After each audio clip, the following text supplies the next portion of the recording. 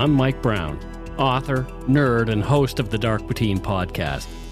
Join me and Morgan Knudsen, author, paranormal researcher, and host of the TV shows Paranormal 911 and Haunted Hospitals, as we take you on a journey for the curious about the unseen, the mysterious, and the incredible things happening in the world about us.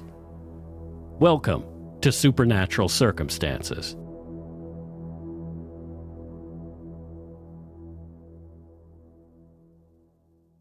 Is art the pathway to the less accessible, darker parts of our consciousness? It seems to be the way for us to examine and understand things that would be too frightening and ugly for us to connect with directly. According to Carl Jung, within our unconscious minds lies a psyche made up of 12 archetypes. Jung claimed that our unconscious minds are fragmented or structured into different selves. These selves attempt to organize how we experience different emotions, situations, and challenges in life. One of those 12 aspects he called the shadow self. According to lonerwolf.com, the shadow self forms part of the unconscious mind and is composed of repressed ideas, instincts, impulses, weaknesses, desires, perversions, and embarrassing fears. This archetype is often described as the darker side of the psyche, representing wildness, chaos, and the unknown. Jung believed that this latent energy is present in all of us, in many instances forming a strong source of creative energy. Jung said, quote, "Everyone carries a shadow, and the less it is embodied in the individual's conscious life, the blacker and denser it is." End quote. The shadow isn't inherently evil. In fact, the shadow self is a natural part of development. Shunning it creates the many forms of mental, emotional, and spiritual dis-ease. Some of the sickest people I've met are those that make no attempt to engage with their shadow and even go so far as to shun it or deny its existence at all. Repression of the shadow self appears to be the root of addictions, low self-esteem, mental illness, chronic illnesses, and various neuroses. Again, according to lonerwolf.com, rejecting, suppressing, denying, or disavowing the shadow, whether consciously or unconsciously, is harmful and dangerous. The thing about the shadow self is that it seeks to be known. It yearns to be understood, explored, and integrated. It craves to be held in awareness. The longer the shadow stays buried and locked in its jail cell deep within the unconscious, the more it will find opportunities to make you aware of its existence. Both religion and modern spirituality have a tendency to focus on the, quote, love and light aspects of spiritual growth to their own doom. This overemphasis on the fluffy, transcendental, and feel-good elements of a spiritual awakening results in shallowness and phobia of whatever is too real, earthy, or dark. Spirituality, bypassing one's inner darkness, results in a whole range of serious issues. Some of the most common and reoccurring shadow issues that appear in the spiritual/religious community include pedophilia among priests, financial manipulation of followers among gurus, and of course, megalomania, narcissism, and God complexes among spiritual teachers. Other issues that arise when we reject our shadow side can include hypocrisy, believing and supporting one thing but doing the other, lies and self-deceit, both toward oneself and others, uncontrollable bursts of rage/anger, emotional and mental manipulation of others, greed and addictions, phobias and obsessive compulsions, racist, sexist, homophobic, and other offensive behavior, intense anxiety, chronic psychosomatic illness, depression, which can turn into suicidal tendencies, sexual perversion, narcissistically inflated ego, chaotic relationships with others, self-loathing, self-absorption, and self-sabotage. And there are many others. Additionally, you may find yourself expressing messy interpersonal relationships, frequent emotional outbursts, less passion, and recurring patterns and consequences. This is by no means a comprehensive list, and there are likely many other issues out there. It is through intensive work with our shadow that we are able to face the parts of ourselves otherwise too horrific to even glance at. An essential component of spiritual and psychological growth is learning to face your shadow self. Humans have engaged in shadow work since ancient times. In fact, the Sumerian epic of Gilgamesh, dating back to the early 3rd or late 2nd millennium BC, is humanity's oldest known work of literature and addresses shadowy themes. The story follows Gilgamesh, a mythological hero king of Uruk, and his half-wild friend Enkidu as they undertake a series of dangerous quests and adventures. And then, Gilgamesh's search for the secret of immortality after the death of his friend. Gilgamesh falls into a deep grief and, recognizing his own mortality through Enkidu's death, questions the meaning of life and the value of human accomplishment in the face of ultimate extinction. Those are pretty dark themes. Artists, writers, and musicians continue to explore consciousness's shadow aspects. A quick look at any of the works of H.P. Lovecraft and his Cthulhu mythos is a blatant example of this kind of work to address shadow. The Cthulhu mythos is a self-contained literary universe ruled by a pantheon of fearsome deities, many of whom resemble insects or aquatic life. These things live just beyond what we dare to see and are all around us, always. Other giants of horror literature like Stephen King with It and Clive Barker's Hellraiser expose some of the darkest parts of our consciousness in an entertaining way.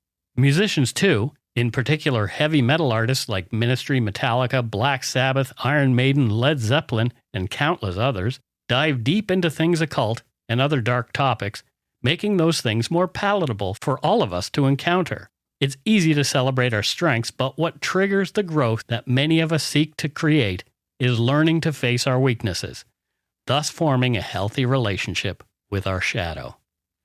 In this episode, we'll hear from Morgan as she addresses some scary tales and creatures that seem to have come from humanity's darkest reaches. Later, we will hear our interview with artist Mr. Sam Shearon. Mr. Sam Shearon is a British dark artist born in Liverpool, England. He specializes in horror and science fiction.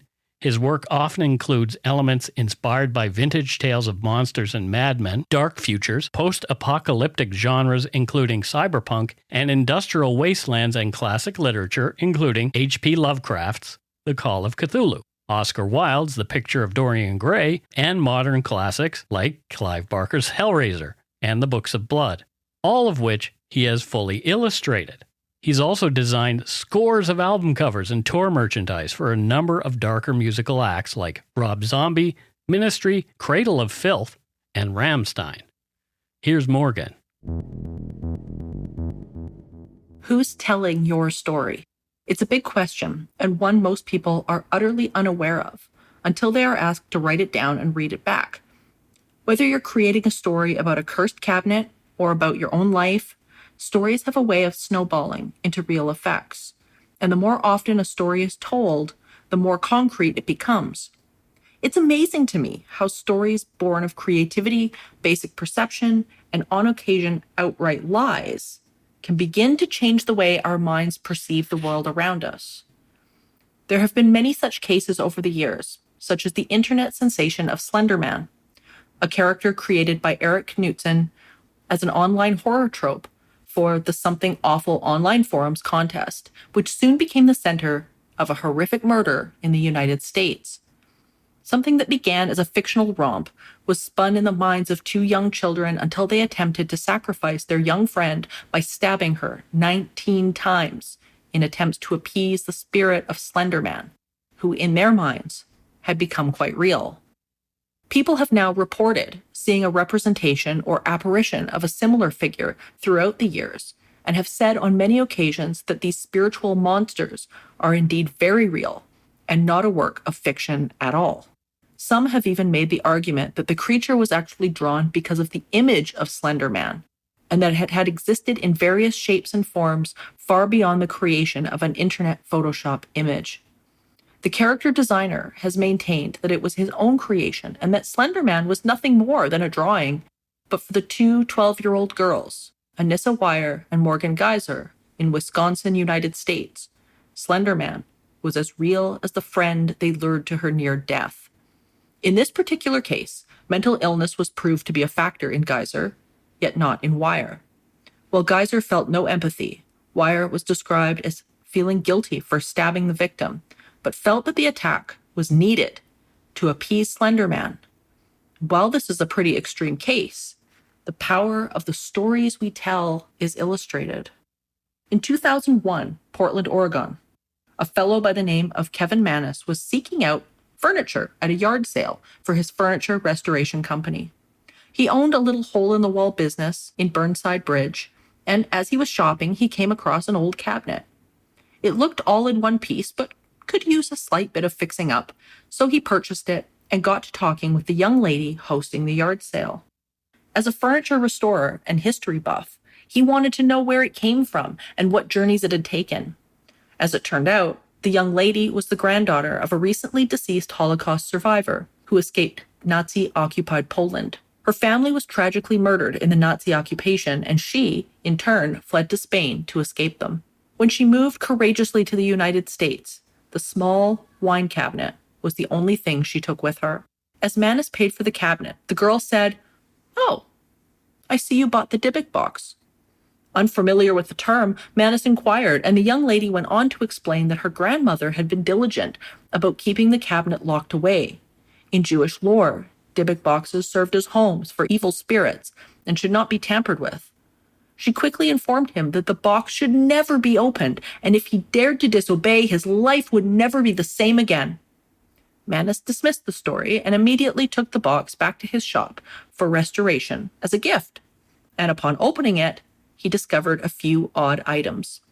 2 U.S. wheat pennies, dating back to 1925 and 1928, 2 locks of hair, a dried rosebud, a 4-legged candlestick, a golden wine cup, and a granite sculpture inscribed with the Hebrew word shalom. A Jewish prayer was carved in the back of the box itself. Then on Halloween 2012, he passed the box to his mother as a gift. In an episode of Paranormal Witness, his mother described the box as having a feeling of pure evil coming out of it, but it didn't end there. Soon, Mannis's family began to complain about the box, and over the course of 2 years, strange things allegedly happened, including the doors opening and closing by themselves, horrible smells coming from the open doors, recurring nightmares of a woman with sunken eyes, and the brother of a shop employee committing suicide after knocking the box off a shelf by accident. Within a couple of years, the employee himself also committed suicide. When Mannis tried to pawn the box off on his girlfriend, she claimed she began seeing shadow figures, and Mannis felt he had no other choice but to list it on eBay and hope for the best. His description of the box was long and detailed, ensuring he included every last piece of the story he could remember in a buyer beware statement. He concluded it with a spine-chilling phrase, "Help me." It sold, and reports began circulating about the Dybbuk box and its nightmarish qualities. Incidents from buyers including choking attacks, strange bleeding, and recurring dreams of a creepy old woman, to name a few. Even the singer Post Malone claimed he had frightening encounters with the box once it was in the hands of entertainer Zach Bagans, who grabbed it up for his haunted museum attraction in Las Vegas and featured it on a number of Ghost Adventure episodes. He claimed to audience members again and again that this was a demon-haunted box with a history of terror befalling anyone who owned it. His film crew claimed they saw a figure manifesting inside the box, although the cameras captured nothing. In the ensuing months of his encounter, Post Malone stated his home was broken into, and his plane needed to make an emergency landing, and not long after that, he was involved in a car wreck. All of these incidents he attributed to the encounter with the Dybbuk box. The media exploded with fascination around this strange cabinet, and 2 movies were born from the stories. But reports didn't stop there. More owners came forward, claiming they were having strange misfortunes ever since owning the cursed cabinet. But things began unraveling in 2021, when journalist Charles Moss interviewed both Mannis and the second owner, a man named Haxton, for Input magazine. In it, Moss wrote, "Though both Mannis and Haxton received money from their work on The Possession, the film, Haxton seemed to have benefited the most from the Dybbuk box, financially and publicity-wise. He's considered the expert on the subject, partly because he had it the longest out of all its owners, partly because he wrote the book and partly because he's made himself so available for media appearances. Jason was very Johnny on the spot to make money off of it. Haxton, who I've spoken to on the phone and emailed with quite a bit, has some criticism of his own for Manus. I think Kevin was shocked because though he might have come up with the idea and the concept, he would have never gotten the book written, Haxton says. He never finishes anything. He would have never gotten the movie done. I got red carpet treatment and everything. I was with the stars, and he was the background noise, and it probably pissed him off. But that's the way it is. Manus, for his part, denies that the frame surrounding Haxton's book and public appearances ever bothered him. Finally, the truth about the Dybbuk box was finally confessed in a conversation between Manus and Moss in a second interview. Charles Moss pulled no punches and called Manus on what he suspected was an elaborate lie. Manus owned up quickly, stating that the Dybbuk box eBay listing was indeed a well-written hoax. He stated to Moss, "I'm a creative writer. The Dybbuk box is a story that I created, and the Dybbuk box story has done exactly what I intended it to do when I posted it 20 years ago, which is to become an interactive horror story in real time." He went on to state that the box did indeed come from a yard sale. However, no Holocaust survivors were involved, and the original owner was an attorney. He said, "The carving in the back is my carving. The stone that was in the box is something that is a signature creation of mine also. Make no mistake, I conceived of the Dybbuk box, the name, the term, the idea, and wrote this creative story around it to post on eBay." Taking the investigation further, Moss interviewed two of Manus's close friends, one who confessed that the hair found in the box upon its opening was actually his own. They also praised their friend for being a brilliant storyteller and that the motivation behind the prank was actually due to a relationship issue Manus had been experiencing with his girlfriend. Angry and frustrated, he decided to put his energy elsewhere and create one of the most elaborate hoaxes in recent history. So what about that heart-stopping interview Ida, his own mother, gave on Paranormal Witness?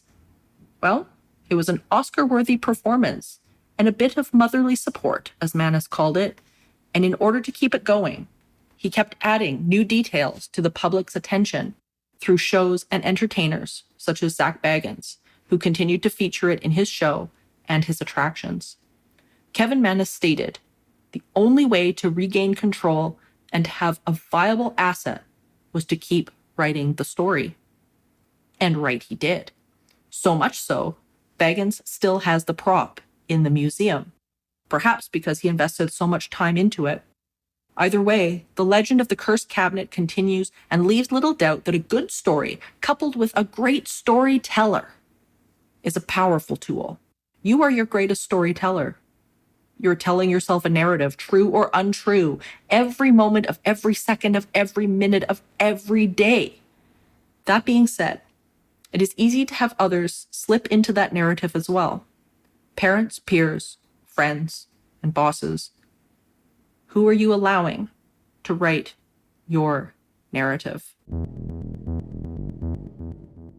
Let's get into it anyway, because I know Mike's dying of the heat. As well, because everybody's roasting. So Sam, first of all, it's so good to have you here, and it's so great because I mean we've talked so many times in the past, and you did such a brilliant job on my cover of Paranormality magazine. It is on my wall. I'm just so honored to have that to have you do that. But tell us a little bit about your background, because people know your art, but I'm not sure many people know how you developed as an artist. Wow, where shall I begin? When I was born? I know the feeling. Yeah. No, I was born in Liverpool, England, and like most people in the sort of art industry, they start off going to art college and doing their degrees and stuff, as much as I did as well. But really, I hate to say it, but it really didn't teach me anything in a sense. It's more of a self-development thing, I think, especially for me anyway, personally, and a lot of my friends who are artists. Some of them didn't go to university, and they seem to have excelled in their career because they've had years ahead of me developing it themselves without following rules that really didn't apply to them. So I find the education system, and I think a lot of people these days are really kind of waking up to the idea that it's each to their own, but it's not necessary. Yeah. And so for me, I really only sort of developed to what I'm doing today in the last 20 odd years. It's not, I'm 44 now, so I graduated when I was 21, and it was really only then that I milled around for a few years, and I got a bar job and stuff. And as much as I've been doing artwork and drawing monsters since I was a very small child, career-wise, it didn't kick in as something that I would jump off into the deep end with and get on a plane and fly to LA for the first time until 2007. So, I've been out in and around Los Angeles for 15 years or so. And that's sort of where things have really started to fall into place, where with the advent of MySpace, you could reach out to your favorite band or your favorite comic book writer or a film company and say, I'd really like to work with you. And for the first time in history, MySpace gave you this opportunity, and then even more so with Facebook, because prior to that, you'd have to, you'd write to a record label or a publisher, and most often you wouldn't get a reply because they didn't know who you were, and there was no way to sort of really have a portfolio unless you knew how to build a website, or if you knew someone who could, or if you could afford to pay someone to build a website. And even then, did you have a portfolio? So it was always tricky to be seen, especially if you're starting out just out of university as well. Most people don't have a portfolio at that point, which I didn't. So for the most part, the last 10 years, it's really kicked in, and only in the last 5 have I finally decided exactly what I'm going to do. And what's that? What is it that you want to do? Well, I've always been fascinated with the unexplained, but for the longest time, and I blame it on my teenage years, not that it's a bad thing, but I've always been a fan of rock music and heavy metal and that kind of thing. And so I always wanted to do the album covers, and I always had it in my head that that's where I would maybe have a career. That's where I would be known and make enough comfortable money to have a good life and, buy a house one day. Everybody's dream, that regular, steady job. But over the years, I've discovered that it's not, I've almost been kidding myself, because I've put what I really love to the side, which is the unexplained. And as much as I've woven it in to the albums and book covers that I've done for other people, and I've done comic book covers and stuff for the X-Files as well, and that does incorporate the unexplained, obviously. And it's always been in the background, as I mentioned to you in the past, I've created for Clive Barker, and so there's that element of horror, and the dark side is always there. I've created for Rob Zombie and, various other fellow creators who have similar visions that I've helped bring to life. And yet I've never really fully explored my own universe and the things that I would create for myself. I've always sort of been the hired gun. And again, I haven't complained. I've had a great career so far doing that. And I've built up a really nice resume with some of the biggest names on the planet. And I'm really proud, and I've had a great time doing that. But now I'm in a position where, okay, it's time for me. I can't make everybody else look good forever. It's time for me to sort of step from behind the canvas and say, this is still my work. It's always been my work, but now this is for me.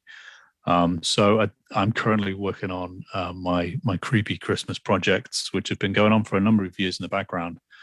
I've now come to the forefront where I'm putting books together, and it's really exciting. I'm on the 3rd year of doing a series of Christmas cards. We're up to 39 designs now. There's an additional 13 added, this year as well. And then a guidebook is almost like if you would imagine a role-playing bestiary of different Christmas monsters is also going to be on the back of that as well. And it all seems to tie together that it's finally a place where I can put what I love, which is Christmas more than Halloween, believe it or not, into a reality that's created by me, and it's not really for anybody else's paycheck or pocket. It's finally my work for me. So that's where I'm at. That's where I've come to.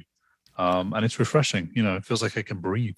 I love that you're doing Christmas horror, because I often will do a horror episode for Christmas. I do a true crime podcast, but I'll do a bit of horror for Christmas, or just weird things. I've done Krampus and that kind of thing, and even Santa Claus as a criminal.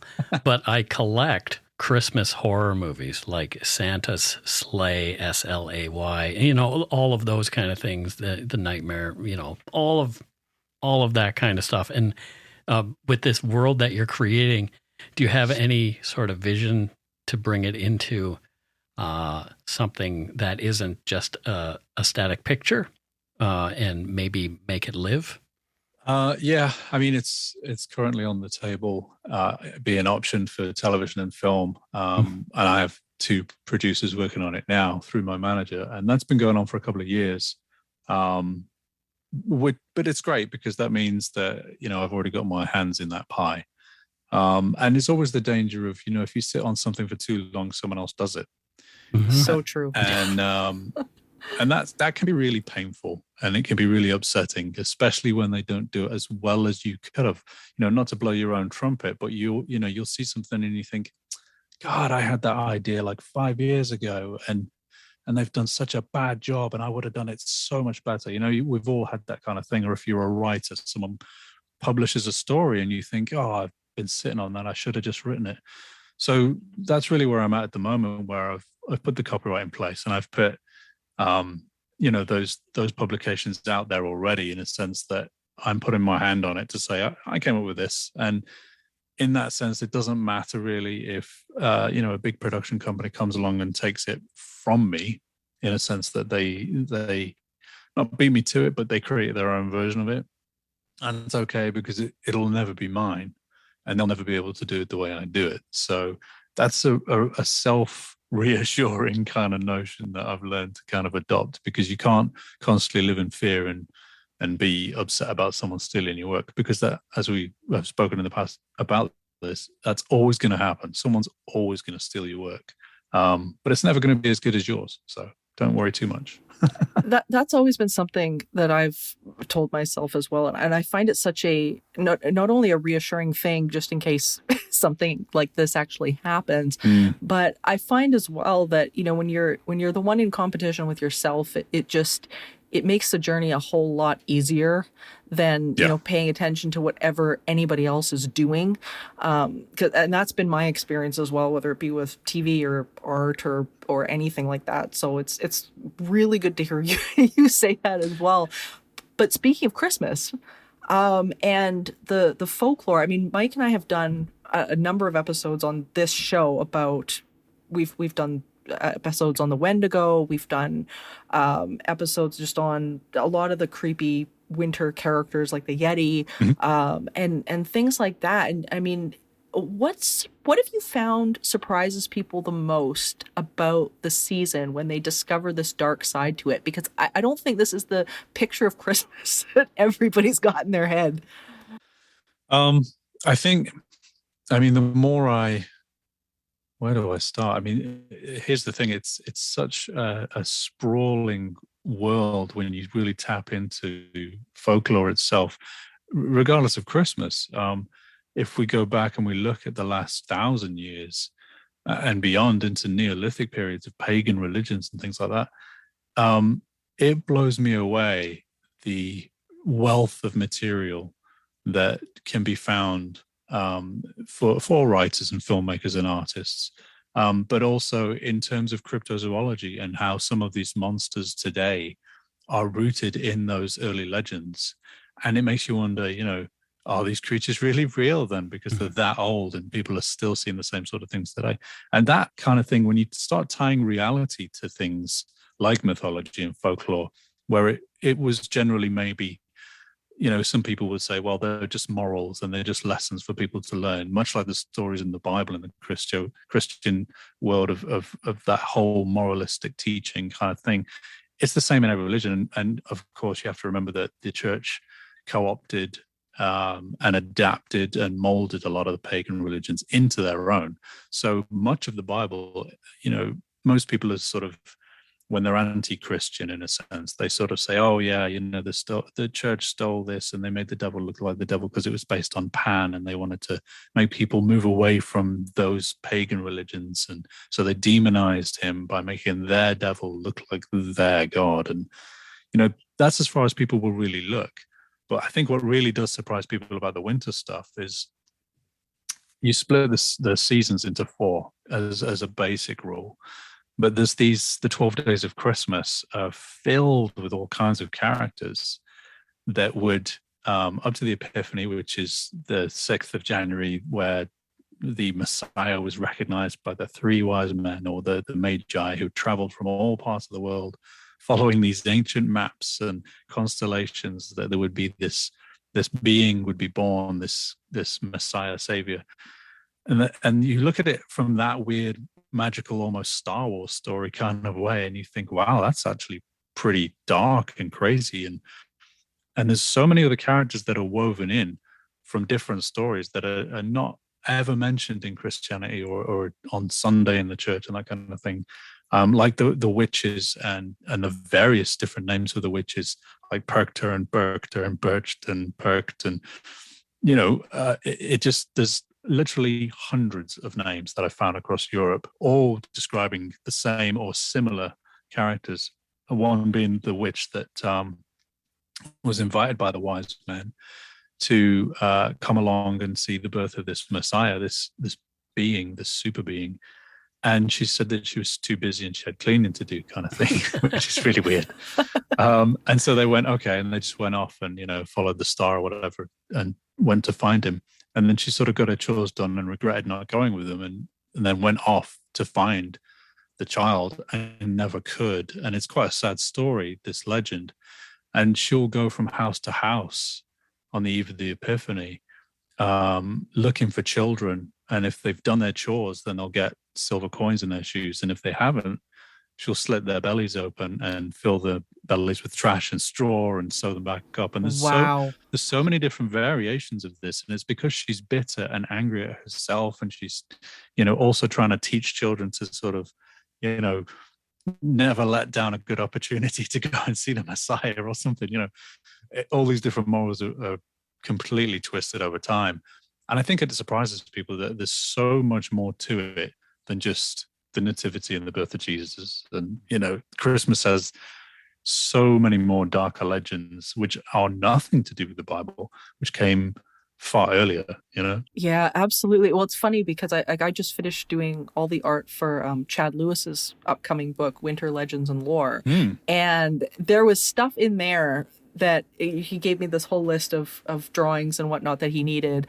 And there was stuff in there like I had to research because I'd not heard of some of these before. And I think one of the ones that surprised me the most was that if you were, I think, born within the 12 days of Christmas, the odds are that you're going to turn into a werewolf. And just really strange things like that. I thought that's so interesting. I've heard that one as being, I think if you're born on Christmas Day, the birthday of Jesus, then yes, you become a werewolf. I'm sure there's variations to it, but it makes you think, it's like, wouldn't it be a blessing if you were born on that thing? Shouldn't that be celebrated? Why would you be cursed? It's a little, it's like a bit of jealousy going on there. It's like, you can't have that birthday. It's weird. Why would you be turned into a werewolf, of all things? Well, and it's neat that it pulls into concepts like, maybe we're seeing a little bit of hint of like the Lugaroo or something like that, some of that legend kind of being pulled in. It makes you kind of wonder, if that was, more towards the European side of things, if maybe that's where we're seeing things come from. Well, yeah. I mean, there's more people were burned at the stake in Europe in the Middle Ages and the Dark Ages than witches were. The lycanthropy was so just widespread, and this fear of it, and vampirism too, but mostly of werewolfism more than witches. People were strung up and their hands were cut off and just awful things. So I think, you're right. It was very much at the forefront of Catholicism, and, you have the whole Roman connection with wolves and things as well.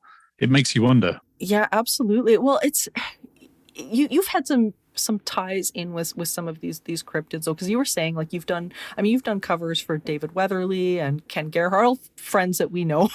Yep. And yeah, and you mentioned at one point is the beast of Lytham, I believe. Lytham, yeah. Lytham, yeah. So can you tell us a little bit about that, because I had not heard of this one before? Okay, so this one's this is very close to home. It actually takes place in my hometown in England. I, at the age of 10 years old, I was born in Liverpool, but at 10 years old, I moved to the northwest of England in a little town called Lytham St. Anne's, or specifically St. Anne's. It's two little towns next to each other. And in Lytham, there was a newspaper story I'd seen in the local gazette of a beast that someone had described seeing in the local field, which backs onto a great expanse of fields that go on forever, all the way up into the mountains and beyond. And it really got my attention because I thought, well, there's an open backyard for big cats are a big thing in the UK in terms of they're not supposed to be there. They're known as ABCs or alien big cats. And that's a whole other avenue of escaped pets or released pets from the 1970s when they brought the zoo laws in and licenses and things like that. When you had an exotic pet, most people wouldn't have them destroyed or given to the zoo. They just let them loose on the moors. And so you have Bodmin Moor and the Surrey Puma and things like that. So it caught my attention that this beast had been seen in the backfields of Lytham. And the odd thing was, though, that the description of it was the size of a large dog, so maybe German Shepherd or Labrador. But it had long ears like a rabbit, and it looked like a giant rabbit. And at one point it had growled at someone, and so it just painted this really obscurely weird creature. So I contacted the newspaper and I said, well, if you like, I'll do a witness description sketch sort of rendition of all the different sightings put together, and they said, oh yeah, go for it, So I mashed them all together and created this thing that looked not unlike one person had pointed out, and it didn't occur to me at the time, but it does. It looked like Wile E. Coyote in a way, because it's got the big long ears and a sort of scruff tail. But I think if anything, if this thing is out there, the most likely culprit, there are two options. It's either a bobcat or lynx type cat with the long ears and the puff tail, which do have rabbit-like legs and they do bound about. So it's quite possibly a lynx or bobcat type, which isn't impossible. Or, as most people, even the rival newspaper of the local town had suggested, the most likely culprit for these sightings was a deer known as a muntjac deer that have tusks that look like big long fangs. Right. And there was the family, the Clifton family, who had founded the town, 100-some years ago. They have a big mansion and an estate in the town, and it's open to the public today. They even do ghost tours and that kind of thing. But back in the day, they had exotic animals in the grounds, which is walled in, and they have peacocks and pheasants, obviously all around in the UK. But you have, these beautiful big pheasants and peacocks, and they imported a small herd of muntjac deer because I believe they're Russian originally. So you have all these deer running around on the estate, and legend has it, or history has it, that these bred and some got out, and they're still somewhat surviving and jumping around out there. And so it's quite possible that these people had seen what doesn't quite look like a deer that they weren't expecting, and maybe their imagination ran away with them. Mine certainly did. But I also think it's quite exciting that I could draw something that was based on several witness accounts to come up with a creature that really looks quite surreal. Like, it looks like a half rabbit, half dog, and it's large, and it looks quite monstrous. But the funny thing is then people started coming forward saying that that's what they'd seen. And so I had inadvertently added to the mythology by putting it in people's heads. And I wonder if that, of course, must happen quite often with all kinds of cryptozoology. Even if it's just word of mouth and someone just wants some attention, they'll adopt the story and change it for their own means, much like the church did with the pagan religions. They co-opted those creatures and made them their own, and then sold them on again, and more people got interested in it that way. And so, yeah, with the Beast of Lytham, I wouldn't say it's out there, but who knows? Well, Mike, you just came back from the UK. What do you? I didn't see it. No, I was in well, London. but I'm disappointed. I'm like, I saw people begging for change. That's as cryptic as things got there. So he brought me home no There's good a lot of that. photos. No good photos, Mike. I just None. What were you doing over there? if Well, not I was chasing these actually in things? the British Museum taking pictures of mummies most of the time. Oh, lovely. Yeah. Yeah, that's a great museum. That's a good Oh, one. it's fantastic. And it's free. Yeah, well, they're all free. The whole UK, the museums are free. So is healthcare. There you go. Yeah, that's one of the good things about the UK. Free museums, free galleries, and rightly so. To distract you from the energy crisis. It's Well, yeah, you know, maybe Yeah. they could just sort of turn the lights down a little bit and save the energy. But did you see the Pazuzu head in the British Museum? no. The Exorcist with a little statuette of Yeah. Pazuzu that he finds, and he crumbles the dirt out of it. They actually have the real one in the glass case there. Oh man. And my and heart. you can go and see it. Yeah. So, yeah, and they've got the wax seal, John Dee, the great occultist. They've got his wax seal with the sort of 10-pointed star in there, and all the little iconography carved into the wax with a pin. Wow. That's in the case sort of below it. Pretty amazing stuff, yeah. But I was surprised to see how small Pazuzu was. This little thing. It's just like the movie, a little, very undetailed head. You know. Oh, and it's such an icon. I mean, it's iconic now. I mean, I'm Mike. I'm just extremely disappointed in you. Everybody is. You just have to go back. Yeah, it's just his excuse to go back. But you were mentioning, Sam, when you're drawing these different creatures that you mentioned that you were picking from different eyewitnesses and these different accounts and things like that. When you're compiling something like a cover for a book or one of these creatures, like what is it that you're drawing from? How much of it is your creation versus some of the things that people are saying? Like what's your process with that? That's a good question. Because I'm very much these days a skeptic in terms of, when I say a skeptic, I mean, I like to look at things in the most plausible, realistic way. So even if I'm illustrating a cryptid that's as obscurely bizarre as the Jersey Devil, I still will come at it from a realistic standpoint of, how would this look if it really were a living, breathing creature? Back in the day when I illustrated the Beast of Green Drive, that was 2005. So I was really one of the first cryptids I'd done that was published. And so it was a bit of fun for me at the time. But looking back, I almost want to maybe re-illustrate it today, give it an update. Because when I do covers for, say, David Weatherly or Ken Gerhard, whether it's a Bigfoot or a lake monster or a flying creature of some kind, it always has to come down to the witness descriptions. Now, we just mentioned that maybe these descriptions can be embellished slightly and are exaggerated.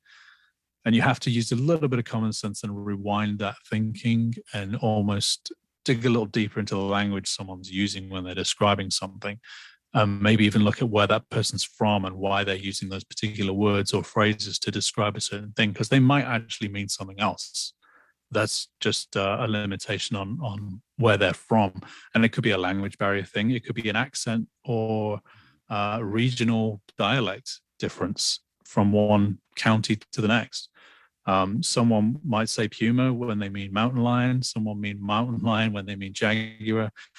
There's so many different things. And yet, there I'm mentioning 3 cats, whereas one of them is different. But they're all big cats. A mountain lion and a puma are the same thing. So is a cougar, but a jaguar is completely different. And yet they're all big cats. And so when I'm illustrating something, I have to really dig deep into the description of what something is. And the most varied of all descriptive cryptids out there are Bigfoot.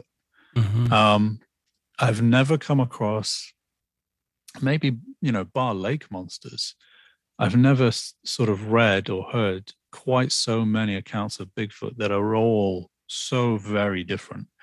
And you can say there's a sort of a consensus that I've started to notice in various podcasts and books on the subject of Bigfoot and Sasquatch. These days, very recently, people are starting to culminate to this conclusion that there are different types of Bigfoot in different regions, even within the US. And people say that towards Alaska and Northern Territories and in Canada and beyond, the Sasquatch seem to be much bigger, much taller. And the ones down in the swamps near Florida and that whole region down in the south seem to be a lot smaller and almost chimp-like. But also, you'll have the more aggressive types down there, whereas in the Pacific Northwest, you have these what are described as almost gentle giants. And it's really weird because the descriptions are all fairly similar. And as I was saying, just like the big cats, they're all sort of mystery apes or mystery hominids, whichever camp you want to land in on what they are. These mystery primates, if you want to call them that, are all very similar, but they do seem to be incredibly different. Even the faces are described incredibly different. But then you look at ourselves. I mean, I'm looking at Mike now. He looks completely different to me. His hair's different, his eyes are different, his face shape's different, but we're the same. We're both men. We're both white. We're both male. We're probably around the same height. But it's just odd. And I think it's the same with Bigfoot and Sasquatch. I think maybe they are more human in a sense that's why they look so different between each other, because they're very much a type of people. And you only have to look at the footprints. They're human-shaped footprints, aren't they? Right. So they can't be too far away.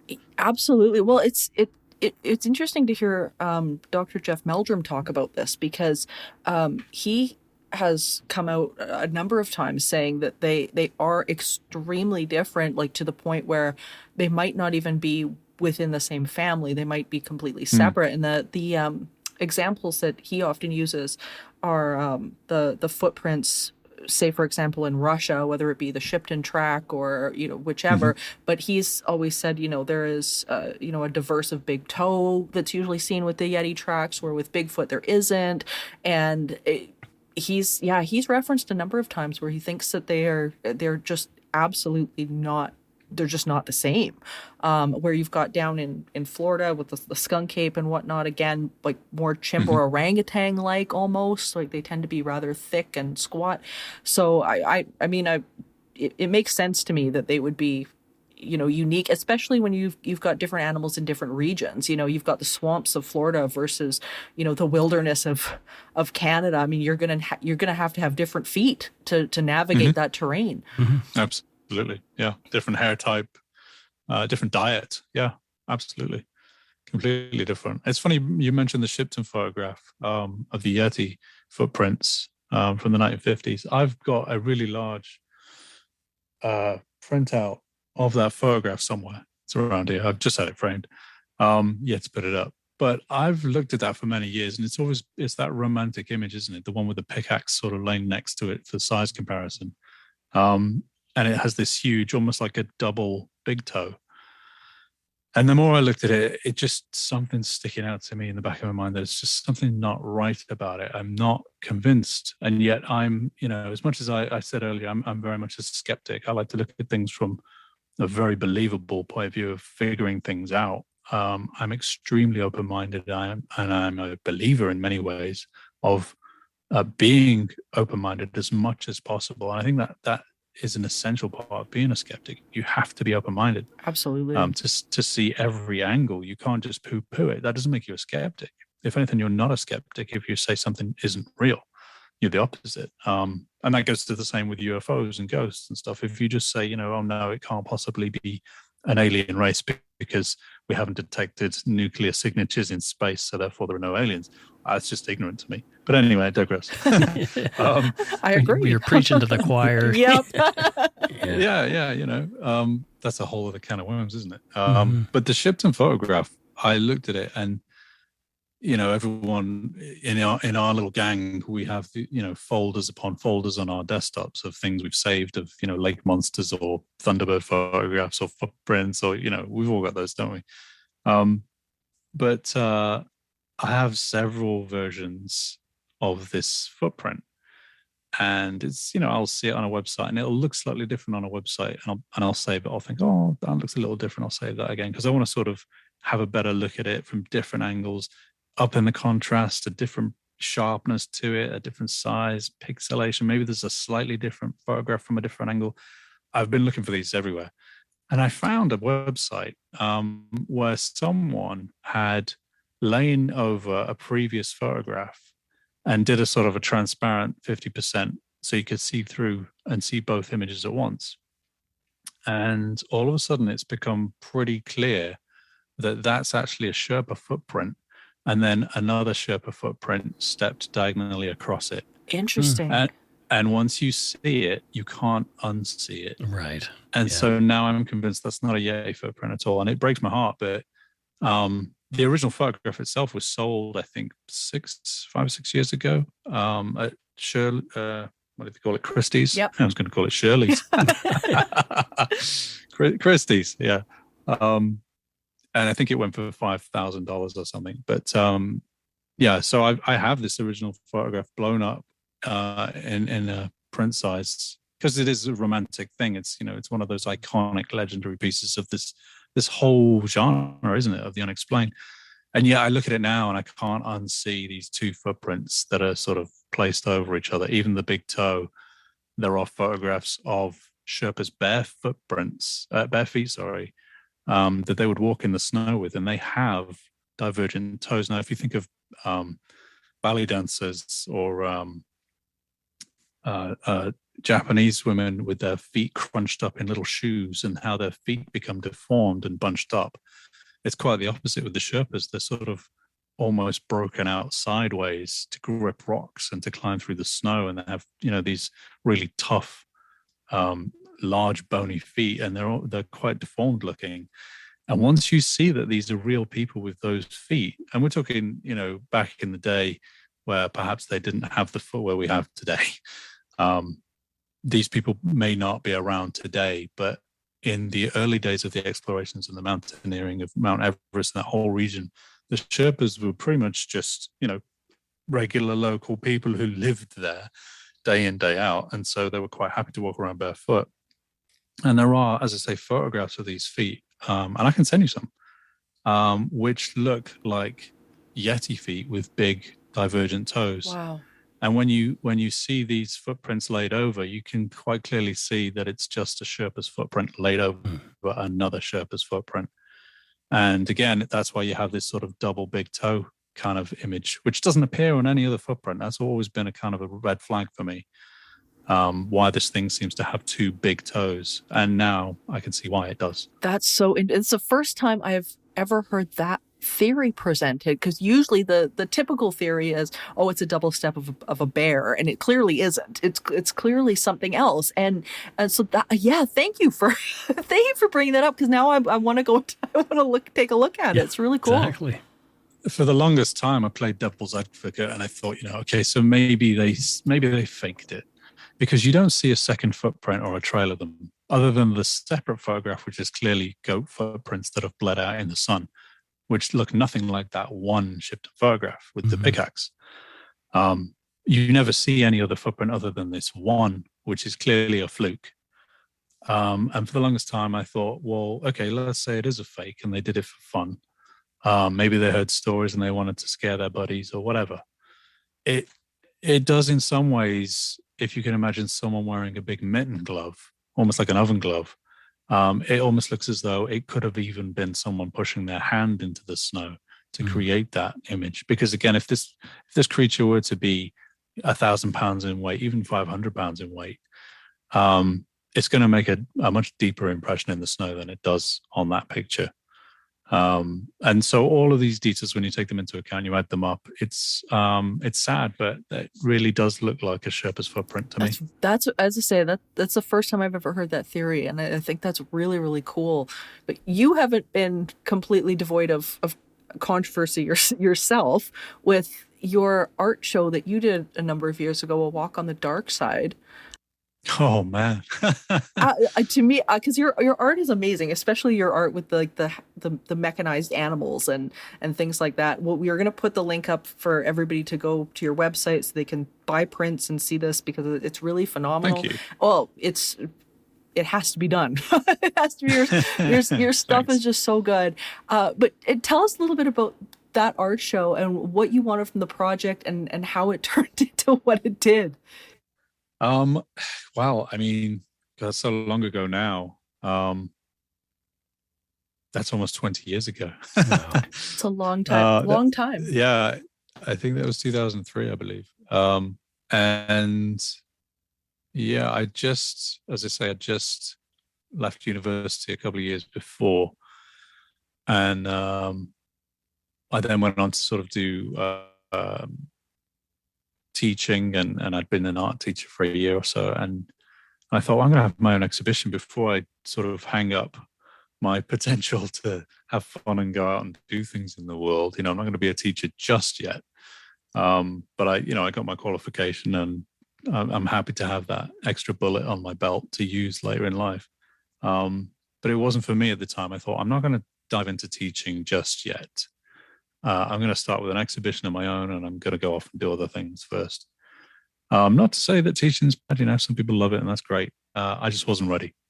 So I had this exhibition, and it was 45 pieces of artwork, 6 foot tall statues that I'd made from various car parts and all kinds of just junk I'd found that I'd molded into people. And there were canvas paintings in there, and it was all kinds of stuff. There was, as I say, 45 pieces. And a couple of the pieces I put in there were sort of just gimmicky, fun, toying ideas. Like I mentioned earlier, it's when you have an idea and someone steals it, it makes you wish you hadn't just put a sketch out there first to sort of show that you had thought of it first. So these were just like little ideas that I threw out, which was getting teddy bears, which I then called Deddy Bears. And I'd cut all the eyes out. And I think I'd collected something like 400 teddy bears from various thrift stores and charity shops and things like that. So there was a massive shortage and a lot of crying children that didn't have bears for a long time. And you were brokenhearted about that. Because of me, yeah. Terrible person. I was Santa Claus. Anti-Claus, yeah. So I'd taken all these bears from all these shops, which then obviously never ended up in the hands of children, which I'm not sorry about, but never mind. You shouldn't be sorry, because they were amazing by the time you were done. Well, yeah, I cut all their eyes out, and I still have a big bag full of these glassy teddy bear eyes, which I've yet to do with something too. But all these bears then suddenly didn't have eyes, and it all came from a childhood experience. I think I must have been 4 or 5, but my mum used to have to turn the toys around at night because they're all set on a shelf, because their eyes would glisten every time a car drove past. And it looked to me as though their heads were turning and looking at me. Yeah. And so it would freak me out, and I couldn't handle these toys that weren't moving, but their heads would turn and their eyes would turn and look at me. And it was obviously a trick of the light, but it always stuck with me, and I found it terrifying. So I collected all these teddy bears, and I cut all their eyes out, and I put nails in their eyes instead, which was obviously an influence from Clive Barker. Right. And so I painted them all black and stained them all black, and then I sewed them all to a huge canvas, and some of them were on wooden blocks, and they were nailed to these blocks and things like that. And obviously I'd used some sort of special effects to create little guts coming out of some of them and blood and whatnot, so that it looked as though they were real on the inside, and they were, damaged in pain in some way. Again, it was just a gimmick. It was just a bit of fun. I thought, there's a little concept that I'll throw into this exhibition with my other work, which was more serious. However, it was the teddy bears that caught the eye of the newspapers. So it ended up on, the front page of the local newspaper, and then it ended up in the Daily Telegraph and the National News, and then the BBC covered it. Wow. I had an interview live on BBC Radio, and it was funny because at one point there was a breakfast morning television show that were going to go live from the gallery, and they were going to come down and interview me and go head to head with a woman who owned a teddy bear museum in the local town, who thought that I was the worst thing on earth, and she wanted to, she wanted to basically slap my wrist in a sense, and they wanted to do a kind of celebrity death match and have me on the breakfast morning explaining myself to this woman. Oh my God. And I thought, okay, I'll go with that. Yeah, I can defend my artwork. I have the story behind it and the reasoning, and it is just a piece of art, and really, I was more interested in the world seeing my other artwork that I put my heart and soul into. And so I thought, well, okay, well, this is the gimmick. This is going to grab the press's attention. I'll go with it. Fine. And so it came to the sort of the morning of this breakfast morning television show, which were going to arrive with the live cameras, and this woman was going to sort of say, how dare you hurt my teddy bears? And it was funny because in the newspaper, this woman had she had already commented. It was like a readers section where you could write a review, and 6 weeks this went on in the newspapers. Every day they'd print something new, and she was in there one day saying that she considers her bears friends and that she talks to them. And I replied with, well, who's the weirdo? Because because I'm not the one who's talking to the bears. Yeah. But needless to say, unfortunately, the live head-to-head conversation on breakfast television didn't go ahead because that same morning, George Bush had declared war. Oh yeah. And so that was that. 2003 was a very strange year, for a lot of people. And unfortunately, that's just the way it was. And so it kind of fizzled out from there. But it was funny. There was a radio station, BBC Radio 1, had a show on there with these two comedians, and every day it was funny because I would listen to this radio just by pure coincidence as well. That actual show, and I had nothing to do with it, but they had chosen. Every day they would pick 3 stories from 3 different newspapers, and they'd read them out, and then they would get the listeners to call in suggesting a song for a particular one of those 3 stories, and then they would pick the best one and play the song. And they picked mine, and I couldn't believe it. I thought, oh, look at that, I'm on the show that I listened to. That's really weird. And they played the Pixies' Wave of Mutilation. Awesome. So yeah, it was fun, but it was a long time ago, that. Oh, goodness me! I'm glad you told the story though, because I tell you, the world of as soon as you get into anything remotely paranormal and dark, people's imaginations go crazy. And I've always said over the years that I think a part of it, and this might resonate with you too, is that I think this type of subject matter, whether it be creepy teddy bears or even hauntings or anything like this, I think it challenges parts of people that they either don't know what to do with, or they don't know how to process it, and it becomes a matter of either fear, and then the fear turns into blame, and they've got to put it somewhere. And I noticed within my career that's what I've watched over and over again, is that there seems to be this kind of this backlash towards anything that challenges people's paradigms about life or themselves, specifically themselves. And I kind of wonder if maybe, in a situation like with this woman, if that might have been in there as well for her. Yeah, I would imagine so. And it's, I've nothing against her at all. I completely empathized with where she was coming from, because of course she does very much enjoy collecting teddy bears and has the museum for them. So I thought it was, in many ways it was a little unfair to do that to both of us, but it made for great television that never happened, thankfully, in some ways, thankfully.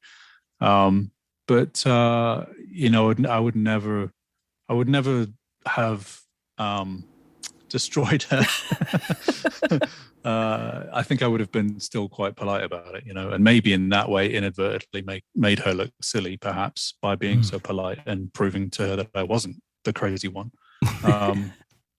Maybe. But as you say, it makes you wonder if someone's led, let's say, a sheltered life. This is why they have ratings on horror movies, so that kids don't watch them. But of course, I remember being at school and kids were talking about Freddy Krueger and the Texas Chainsaw Massacre and stuff like that. And I hadn't seen those films until much later in life, believe it or not. I was more interested in natural history and listening to David Attenborough, or, the most I got close to horror was Hammer horror and Christopher Lee and Peter Cushing. That was my sort of bag of horror.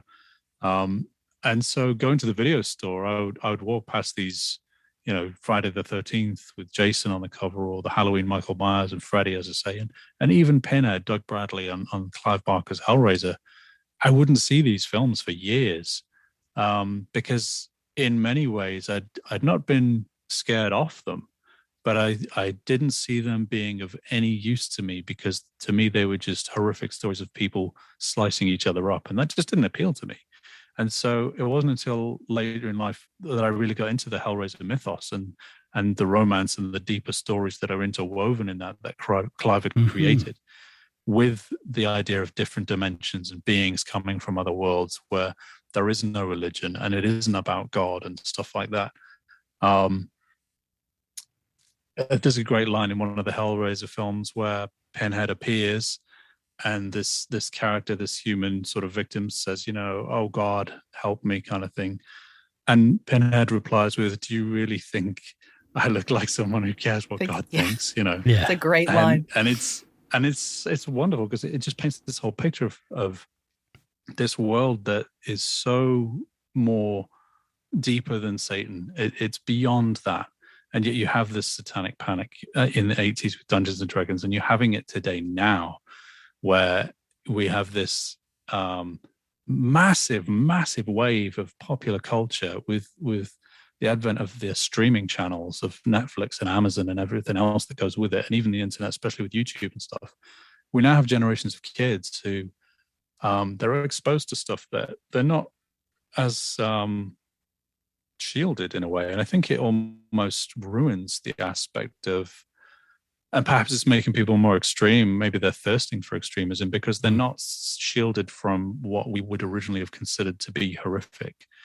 Seeing someone being chased by a chainsaw wielding mask of human flesh, back in the 80s as a kid, was terrifying. And even adults going to see that would leave the theater terrified and be completely paranoid for weeks after it and having nightmares about it and stuff. Whereas now, kids are looking at far worse on their phone.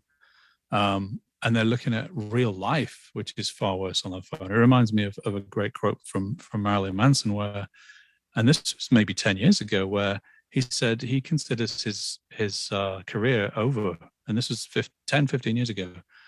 And he said, because he's not shocking anymore. He says, when there are people getting their heads cut off in the news, I can't compete with that. He's like, I'm not shocking anymore. And I think it's the same with horror movies and popular culture, and the unexplained in particular, where we have 20 different ghost shows on the channel currently. Isn't that the truth? There was a time when it was hard pressed to find one program, never mind a series, but just one documentary on ghosts. It was hard to find anything. And now we have, how many seasons of Ghost Adventures? Is it 20 something now? 25 seasons at least, now? and they keep rebooting it and recasting it. And he has other shows as well, and side projects and stuff. And some of the shows are really good. Not so much Ghost Adventures, because I think that's a one-trick pony, and I'm still waiting for them to release their album, because they are, they look like a boy band, so I'm waiting for that. I couldn't agree more. They're always stood there posing in their suits, like, what are the Backstreet Boys kind of pose. So I'm waiting for that. I'm waiting for the Ghost Adventures album to be released. Looking forward to that one. But yeah, there's some good shows out there. There's just too many. And I think, again, it waters everything down. Nothing's scary anymore. Nothing's disturbing anymore. Even podcasts about ghosts, I'm still working on mine. It's been over a year, and I'm really finding it tormenting to put it in a place where when you tell a ghost story, it's really hard to scare someone. It's really hard to give someone a shiver or disturb them, because people are just, meh, yeah, I saw worse on the CW, Yeah.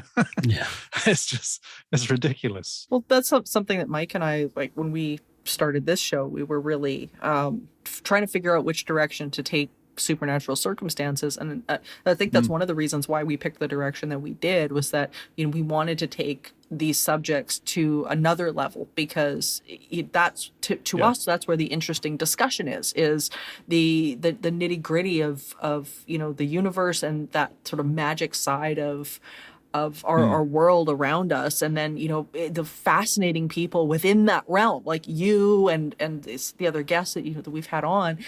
And I think it's a tough one, because people they're often looking for that thrill, or to be terrified or whatever, and especially with this subject matter, the majority of it isn't terrifying, and that can be a struggle for people too, where they're expecting this terrifying thing, where oftentimes with the paranormal, it's simply not. It's simply just how the universe works, and it's such a special thing to delve into. But the media likes to really play it up and send it over the edge. Yeah. This whole conversation reminds me of I can't remember where I saw it. I was watching a TV show or a movie or something. It might have been The Alienist, where a bunch of people are in the movie theater in the early 1900s, maybe even the late 1800s, and they're watching waves come in, and they're terrified by these waves, because they've never seen on a screen before them waves rolling in. Yeah. And it was like they were on a roller coaster. That's a great one. Yeah. Yeah. I remember this. There's a similar one where there's a train coming towards the camera, and people are jumping out of their seats because they just think this thing's going to come crashing through.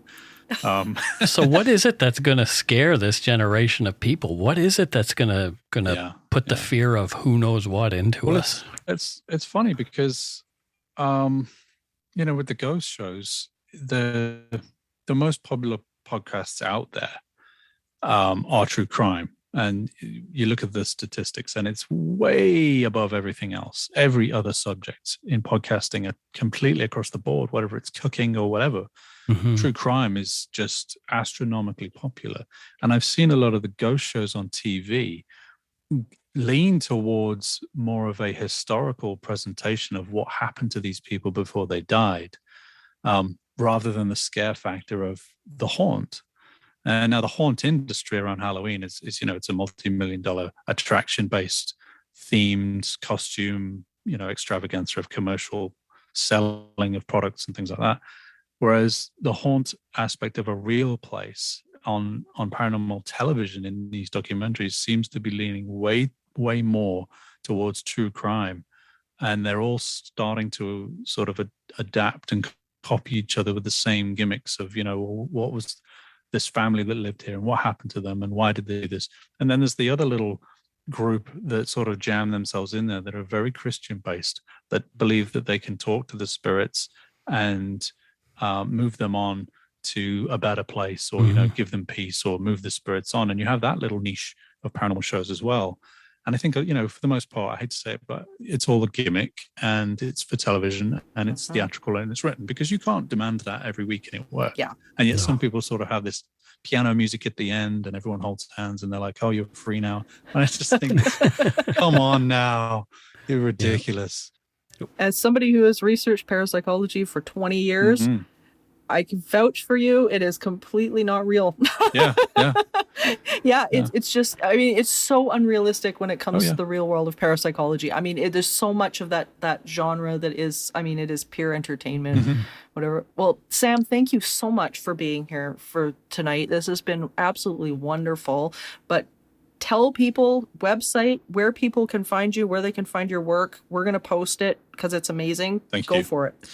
Well, I mean, all my links, all the social media, YouTube, Patreon, Facebook, Instagram, Twitter, I think even Tumblr maybe, and my email, of course. You can access all of that on one site, which is mrsamshearon.com. So the Mr. is spelt as the word Mr., Mister, and then my name, Sam, Shearon. So it's like Ed Sheeran, but spelled correctly. He spells it wrong. And more metal than Ed Sheeran. Far more metal than Ed Sheeran, yeah. So mrsamshearon.com, you'll find everything there. And of course, I'm on Instagram, Facebook. Drop me a line, add me, follow me, like me, love me. All of that stuff. Thank you, Sam. This has been amazing. Thank you. Thank you, Morgan. Thank you, Mike. Awesome. Well, that was wonderful. Good stuff.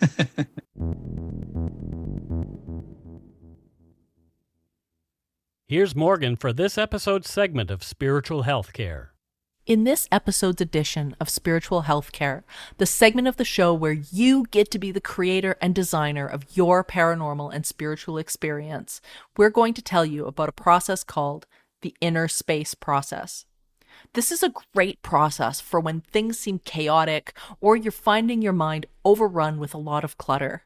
Sometimes, when the mind begins to run you instead of you running the mind, it can seem overwhelming, frustrating, and downright debilitating. So, close your eyes. You'll find that the mind tries to immediately take over, telling you all the things you should be doing, or not doing, or need to be done. But this time, bring your focus into your inner body. Begin with your hands, and as you sit in this stillness, feel the aliveness of your hands, the tingling, the movement. Draw this focus into your chest and throughout your body. Feel the tingling aliveness that is spirit coursing through you. Spend a few moments feeling this and take some deep breaths along with exhales as you focus. You will find that an inner space arises within you when you focus on this inner work and breath. Don't fight to hang on to it. If a thought comes, let it go. When you feel complete, open your eyes and enjoy the new sense of aliveness that is now present within you. Being this practice and bringing this practice into your day, you will find that it becomes easier and easier. You need nothing to be happy, but you need something to be sad. Remember, at the end of seeking, all is consciousness. Stay in peace, everyone. Thank you for listening to this episode of Supernatural Circumstances, a co-production of Entity Seeker Paranormal Research and Teachings and Good Egg Studios. This podcast is part of the Curious Cast podcast network. Theme music by Corey Johnson of Catalyst Records in Edmonton, Alberta.